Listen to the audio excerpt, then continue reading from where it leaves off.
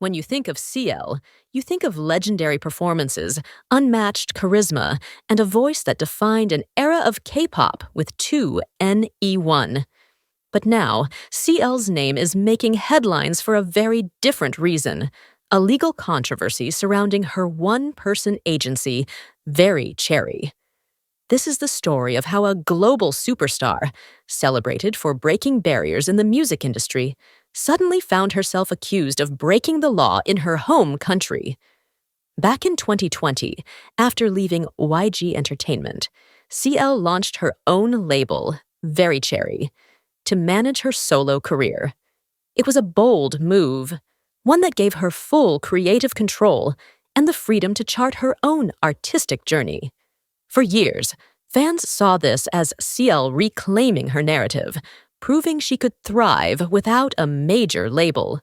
But behind the scenes, there was a bureaucratic detail that was overlooked, a detail that has now spiraled into a legal storm. According to Article 26 of the Act on the Development of the Popular Culture and Arts Industry, any company handling pop culture and arts planning, including music agencies, must be properly registered. Without this, any contract, performance deal, or business activity is technically illegal. The consequences are no small matter: up to 2 years in prison or a fine of 20 million won, about $14,500.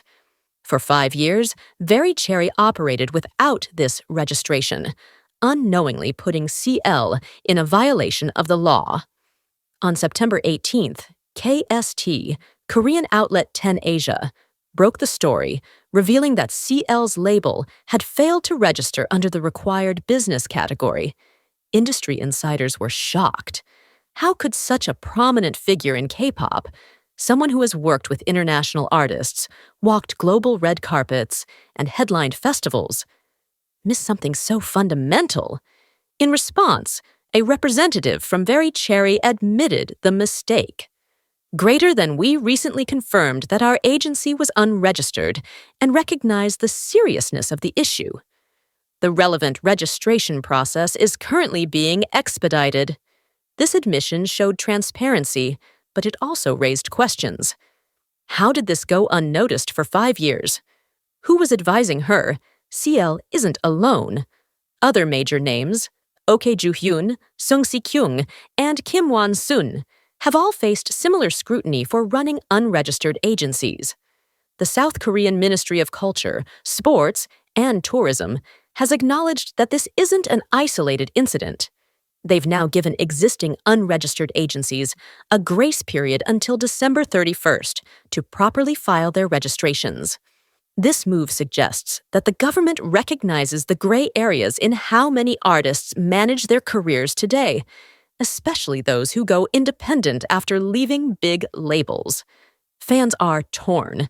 Some argue that this was just an administrative oversight, that CL wasn't deliberately breaking the law, and it shouldn't overshadow her career.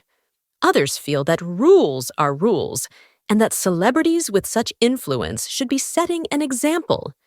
In Korea, where the entertainment industry is highly regulated, the law doesn't make exceptions for star power. At the end of the day, CL's case highlights the complicated reality of independence in the K-pop industry.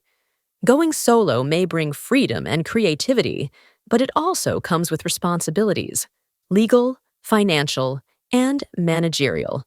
For CL, the hope is that this issue will be resolved quickly, allowing her to get back to what she does best: creating music and performing for her fans worldwide. But this controversy serves as a cautionary tale. Even for superstars, the fine print matters.